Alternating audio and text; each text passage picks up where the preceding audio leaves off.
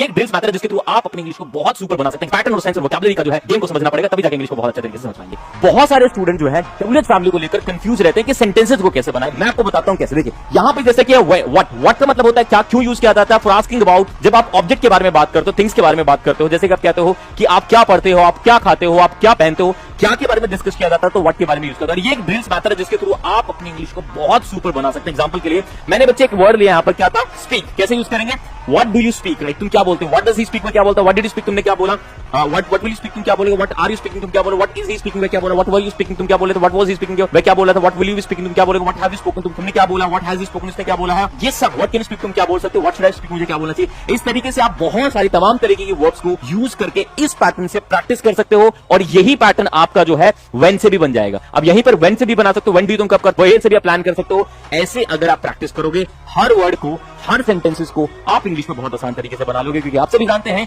English अगर बोलना है तो पैटर्न और सेंस और वोकैबुलरी का जो है गेम को समझना पड़ेगा, तभी जाके इंग्लिश को बहुत अच्छा तरीके से समझ पाएंगे। तो क्या ये पैटर्न पता था? सारे जितने भी बच्चे यहां पर देख रहे हैं कमेंट करके जरूर बताइएगा। ओके।